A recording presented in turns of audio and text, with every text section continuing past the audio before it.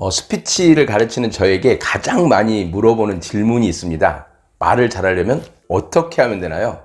그런데 거기에는 숨은 의미가 있습니다.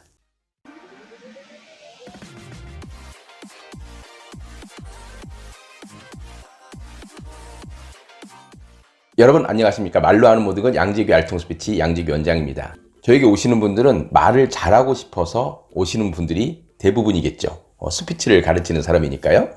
그런데 말을 잘하고 싶다는 그 내면에 어떤 마음이 있냐면요. 사람들과 잘 지내고 싶다. 그리고 다른 사람들 앞에서 자신감 있는 사람이 되고 싶다. 그리고 좀 돋보이고 싶다. 부끄럽지 않게 말하고 싶다. 그것 안에는 내가 인기 있는 사람이 되고 싶은 그런 욕구들이 있어요. 좀 더 멋진 사람이 되고 싶고 자신감 있는 사람이 되어서 사람들과 친해지고 그리고 다른 사람들이 나를 바라봐주고 부끄럽지 않은 그런 사람이 되고 싶은 그 이면에 마음이 있습니다. 제가 그런 분들에게는 이렇게 말씀을 드리죠. 말을 잘하는 사람이 있고 말을 잘하는 것 같은 사람이 있어요. 여러분이 보시기에 저는 어떤 사람 같아요? 말을 잘하는 사람 같아요? 지금 이렇게 말을 하니까요? 제가 생각하기에 저는 말을 잘하는 사람이라고 생각하지 않아요. 말을 잘하는 사람이 아닌 말을 잘할 것 같은 사람이에요. 말을 잘하고 싶어요 라고 해서 그분들에게 스킬을 가르쳐 드리잖아요. 예를 들어서 서론, 본론, 결론에서 논리적으로 말하는 법이라든지 이제 그런 것들을 가르쳐 드리면 그것을 이제 되게 힘들어하고 자기 자신이 좀 더 완벽하게 말을 하고 싶은데 그것을 제대로 못하는 자기 자신이 더 자책이 되고 그런 경우가 많이 있습니다. 커버 안 돼요 라고 하면서요. 그런데 말을 잘할 것 같은 사람처럼 하는 법을 가르쳐 드리면요 눈이 뚱 떠져요. 여러분 보시기에 제가 말을 잘하잖아요. 그런데 저는 말을 잘하는 사람이 아닌 말을 잘할 것 같은 사람이에요. 자, 말을 잘하는 사람은 서론, 본론, 결론 논리적으로 말을 하는 사람이에요. 그리고 지식과 정보가 많아요. 이런 분들은 되게 이성적인 분들이 많고요. 그런 분들은 틈도 없이 타타타타타타 말을 잘하죠.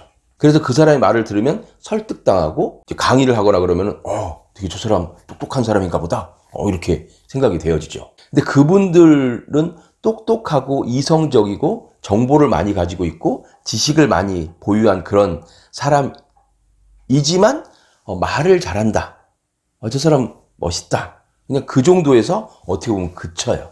그냥 단편적으로 그렇게 말씀드리겠습니다. 그런 반면에 말을 잘할 것 같은 사람들의 특징은 뭐냐면요. 되게 많아요. 표정이 밝아요. 그리고 발음이 좋아요.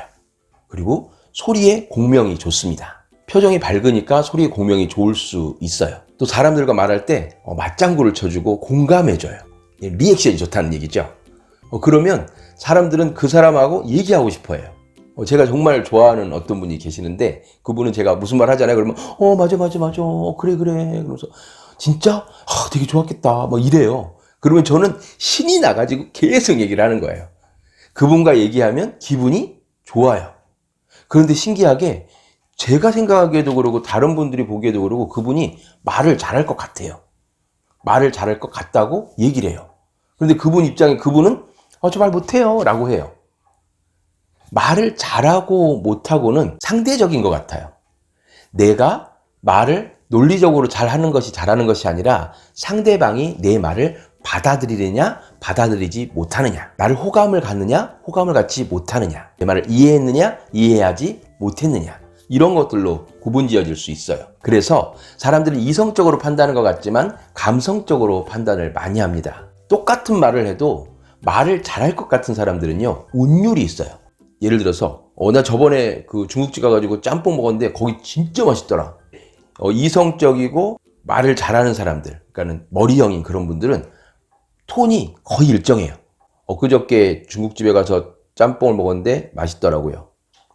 이 정도예요. 그런데 감성적이고 말을 잘할 것 같은 사람, 그런 사람들은 그저께 중국집 가가지고 짬뽕 먹었는데 거기 진짜 맛있더라고요. 제가 어떻게 하죠? 손도 하고 눈도 동그래지고 말이 올라갔다 내려갔다 하지 않습니까? 바로 이겁니다. 그렇게 말을 하게 되면 말에 운율이 있어서 사람들은 일정하게 말을 하는 것보다 말에 파동이 있을 때 훨씬 더 잘 기억합니다. 그리고 집중도가 높아지죠. 그래서 스토리텔링 같은 거라면 집중도가 높은 이유가 바로 거기에 있습니다. 1 더하기 1은 1, 1 더하기 2는 2 이렇게만 가르치는 것보다 어떤 이야기, 예를 들어 사과 하나와 또 사과 하나가 있으면 몇 개지? 그렇죠, 2개지. 이런 식으로 하면 기억이 되는 것처럼 어떤 이야기를 할 때 사실, 정보, 논리적인 것 이런 것만을 추가하다 보면 말을 잘할 수 있을지는 몰라도 사람들에게 기억되는 말을 하는 사람, 그리고 사람들과 관계를 좋게 하는 그런 말하기는 안 된다는 겁니다. 그래서 나는 말을 정말 못해. 나는 왜 이렇게 말 버벅대지? 그리고 사람들과 이렇게 관계하는데 힘들지? 앞에서 말할 땐 부끄러워서 라고 말하는 분들이 계시는데요. 그분들에게 또 하나 팁을 드리겠습니다. 어떤 이야기를 내가 하고자 할 때 그것을 1, 2, 3, 4, 5, 6, 7, 8, 90 다 외우는 거 안 됩니다. 그렇게 되면은 더 긴장도가 높아질 수 있어요. 왜냐하면 틀릴까봐 두렵거든요. 제가 늦게 성악가를 갔습니다. 그래서 위클리라고 일주일에 한 번씩 그 무대에서 노래 부르는 게 있는데 제 순번이 된 거예요. 근데 정말 떨리더라고요. 왜 떨렸을까요? 무엇 때문에 떨렸을까요? 그렇죠. 박자 놓칠까봐? 떨어질까봐? 고음 안 올라갈까봐? 이런 것 때문에 떨렸죠. 그런데 아니나 다를까? 고음이 제대로 안 올라갔고 박자도 좀 놓쳤어요. 정말 자책이 됐어요. 근데 왜 그랬을까 생각해 봤더니 제가 연습을 많이 안 했어요. 그 다음에 실기시험 때 연습을 정말 많이 했어요. 그러고 난 다음에 교수님들 앞에 서서 노래를 하는데 너무 자신감 있게 하는 거예요. 제 자신이 생각하기에. 악보가 눈앞에 보여요. 그 악보를 보면서 했을 정도예요. 상상에 이제 떠 있는 거예요. 무슨 말씀을 드리고 싶은 거냐? 내가 그것을 온전히 이해했을 때, 그것을 내 몸에 온전히 습득했을 때 자신감은 생기는 거예요. 그러면 부끄럽지도 않고 내 말에 확신이 생기고 훨씬 더 말을 잘할 수 있게 되죠. 자기가 말하고자 하는 것에 이해를 높인다는 것은 또한 말을 잘할 것 같은 사람의 하나의 요소입니다. 표정이 밝고 발음이 명확하고 자기 자신이 말하는 것을 온전히 이해하는 것. 그러면 순서가 달라도 되거든요. 내가 짜장면을 좋아한다 라고 하면 그것에 대한 이해를 했으면, 그것에 대해서 내가 확실하게 알고 있으면 어렸을 때 먹었던 짜장면을 얘기해도 되고 엊그저께 먹었던 짜장면을 얘기해도 되고, 그리고 짜장면의 구성을 얘기해도 되는 거예요. 전혀 상관이 없는 거예요. 어떤 이야기로 시작하더라도 자기가 정말 하고 싶은 이야기로 가게 되거든요. 그것은 이해한 사람만의 특징이죠. 말을 잘하는 것보다 말을 잘할 것 같은 그런 사람 좀 쉽지 않습니까? 그러기 위해서는 발음 연습도 물론 중요합니다. 발음 연습 같은 것은 제 영상 앞부분에 보면, 지금 이 영상 말고요, 예전에 찍었던 그 영상 보시면 발음 좋게 하는 법 더 많이 배우실 수 있습니다. 발음은 간단하게 말씀드리면 띄어 읽기를 잘 하시고요. 그리고 첫 음절에 악센트를 주면서 말씀하시고 벽에 아니면 거울에 관역화를 하나 만들어 놓고 거기에 내 말을 꽂는다 라고 생각하고 말씀을 하시면 훨씬 더 발음이 좋아집니다.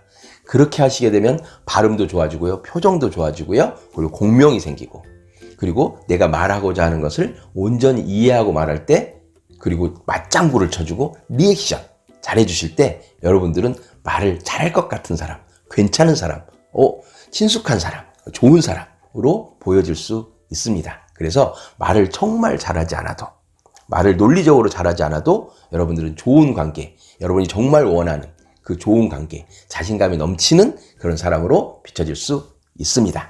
그렇게 하실 수 있습니다. 오늘 이 영상 좋으셨다면 칭찬과 격려, 구독과 좋아요 부탁드립니다. 감사합니다.